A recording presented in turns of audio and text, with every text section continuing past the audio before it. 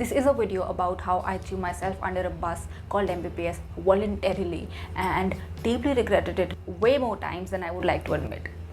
All jokes aside, apart. All jokes aside.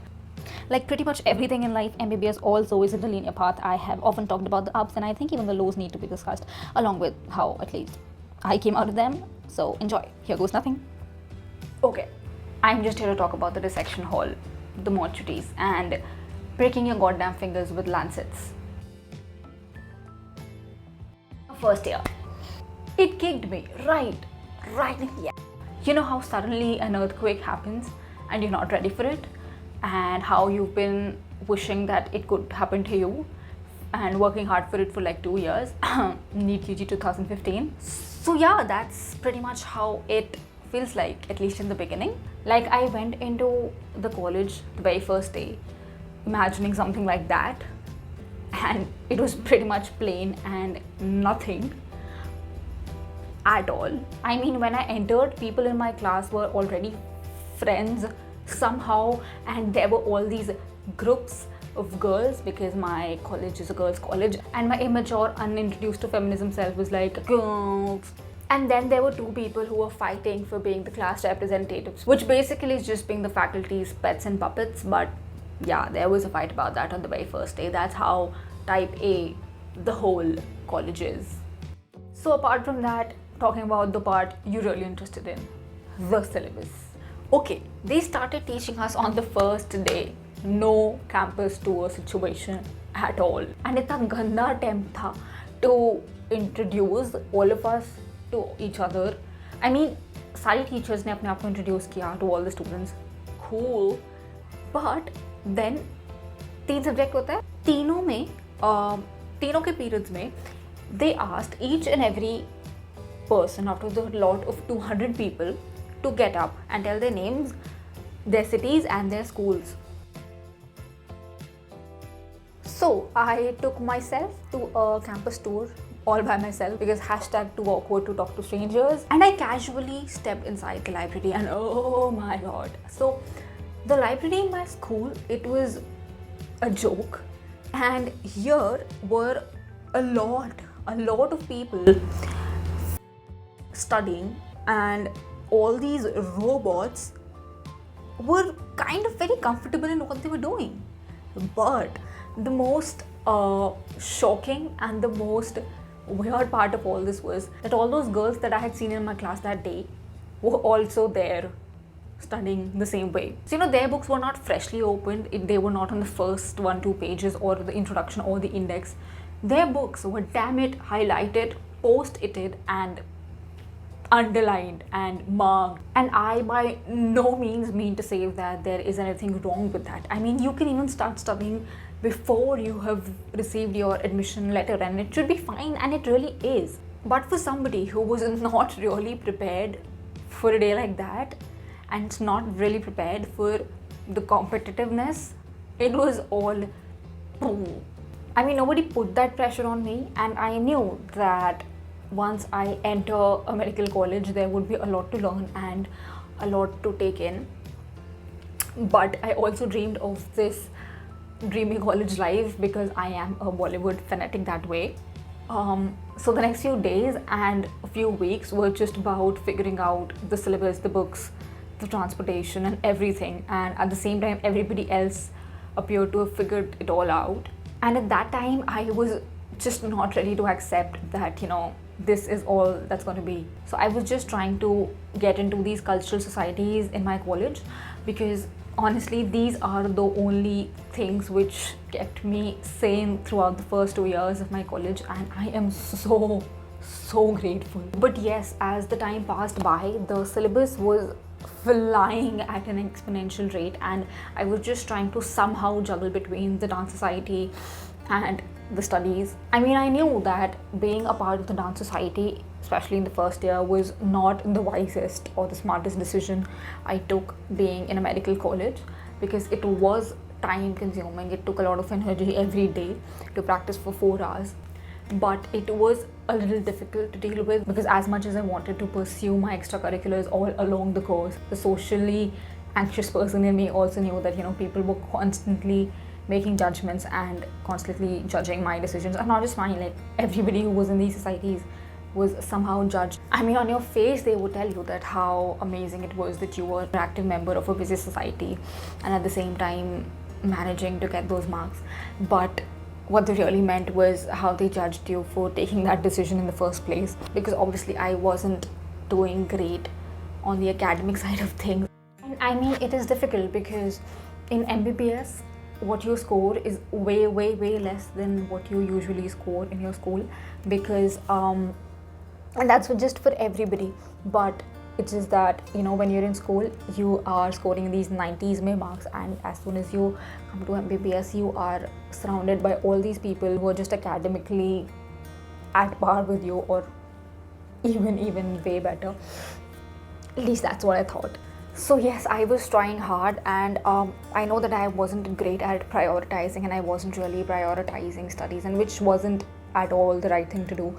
But eventually the gap between what others knew and what I knew just kept increasing, and I knew for the most part that I was just overthinking things, because you know, nobody really cared, and that's what is the truth about college life, that nobody really cares, but at the same time everybody cares about everything, and it just hurt to think of it like that, but that's so true. And you know, every time I tried to think that, you know, nobody was looking and nobody was really judging me, because why would anybody care, there were instances like this one girl who came up to me, and I happened to tell her my name, and I was like, oh, I'm Pavitra, and she's like, Acha, tu hai Pavitra, and she judged me. I don't even know why, and I could not ask her because I didn't know her. And then there was this one more girl who in a part of a conversation just said to me casually, you know, Pavitra, we really do study, so can you please excuse us? And it wasn't needed in the conversation, but you know, so those remarks, they are normal on the surface, but when they build up on top of self-doubt, it isn't pleasant. And on top of everything, the syllabus when you come in first year, it is so overwhelming because it's a lot as compared to what you expect. And again, I know that, you know, you have seniors who could mark your books, and you have other peers who could tell you that, you know, these are the topics that are important, but at the end of the day, at least in the first year, you have this dilemma. Okay, is it the right thing to do? Would it make me a good or a bad doctor? Would I be missing out on something other people know? And no matter how positive you try to be, that constant atmosphere of tension just is there. And most of the time, even though I'm grateful for all the seniors I had, a lot of the part of the advice is just so general, and you know all of that, and for the most part it's true. But then, you know, you're in this new environment and you're all by yourself, and you don't know if that's the right advice to take at that time until you actually go through exams. And so it wasn't until the near end of first year till I realized how to actually tackle the syllabus. But it took a lot of khun pasina mehnat to go through the first year final exams, because there is a lot of content to cover in like an exam of 3 hours. And you know, what do you even do, because the exam pattern is like that, and it is so not right, because you know, there is this one percentage, 50% at least in my university, and you know, if you're anywhere below that, you're a failure, and if you're anywhere above that, you're successful. So there is literally no distinction between somebody who gets a 49% because maybe it was a bad day for him or her, and somebody who got a 51% just because it was a lucky day for him or her. How do you even decide who's worth the grade and who's not? Because it just depends on that one day, that high pressure one day, and if it doesn't go well, it just doesn't go well. That's how it is, and it should not be, I guess. Anyway, I miraculously passed first year, and then it was the so-called honeymoon phase, the second year, which is definitely not the honeymoon phase, because you have these 4 subjects, and out of them 3 are like major huge subjects which have a lot of importance even in the coming years of MBBS. Second professional year was also the time when I was the coordinator of the dance society. I was heading it, and I was also a major part of organizing this conference in our college, which was happening for the first time, and it was this huge national level conference. And at that time I was regretful, but at the same time happy that I was doing all these things. And I by no means am trying to roast, you know, taking up hobbies or doing extracurricular things during medical college, because it is so important. And you know, I could have this whole another video talking about how it has helped me get through the whole phase, But it's just that, especially in medical colleges, there is nobody to tell you that, it is a good thing to do other things, and there are more people to judge you than there are to appreciate. And I was never looking for appreciation. A little bit of acknowledgement goes a long way, but that never seemed to be the case. Rather, people were just more and more judgy-eyed and always questioned everybody who was doing anything else as to were they even serious about getting the whole college.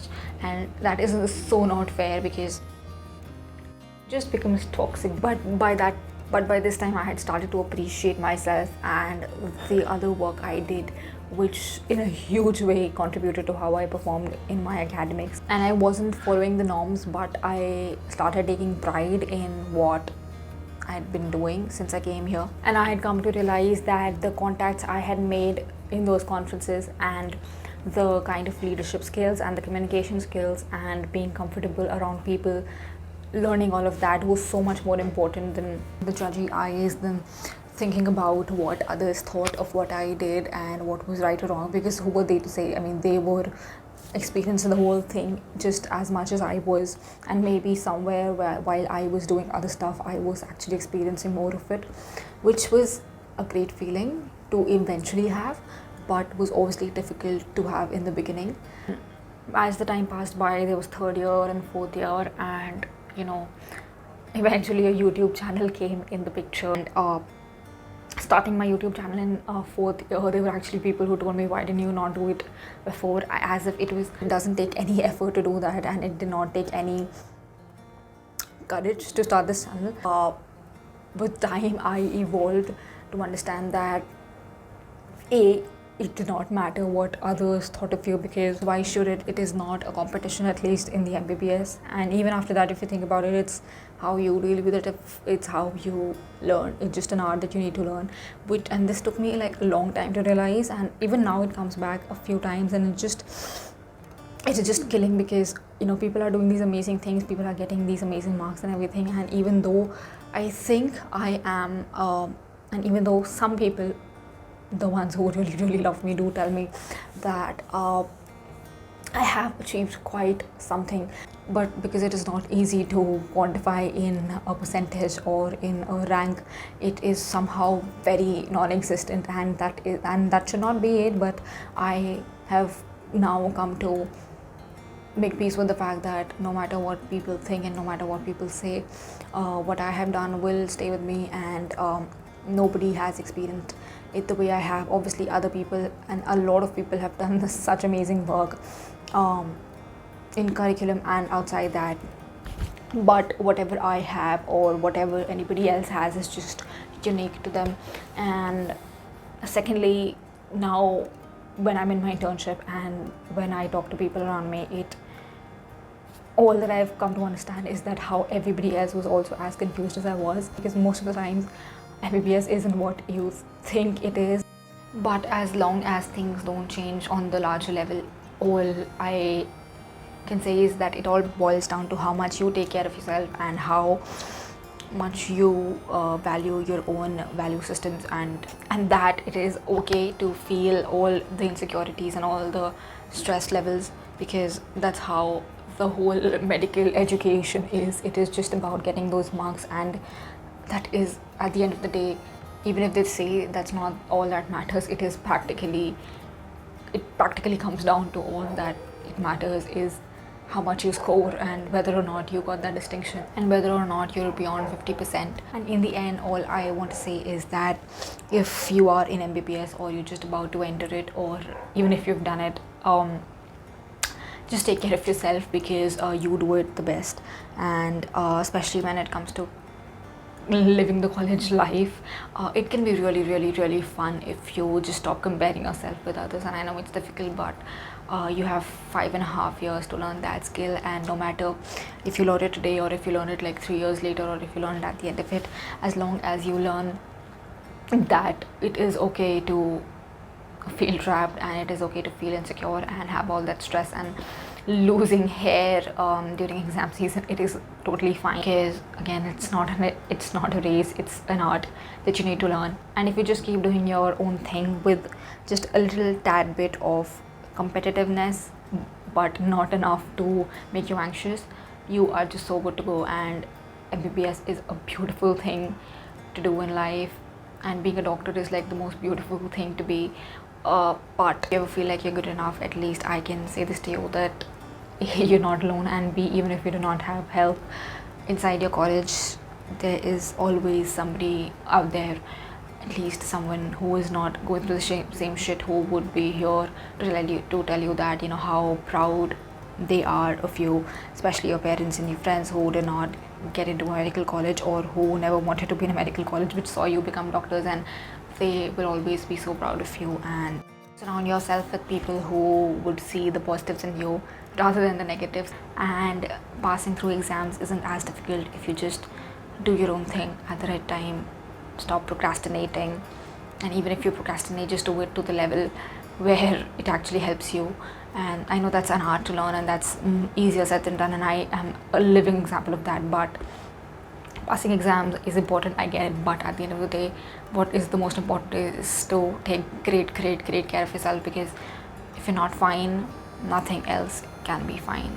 So yeah, that's it. Okay.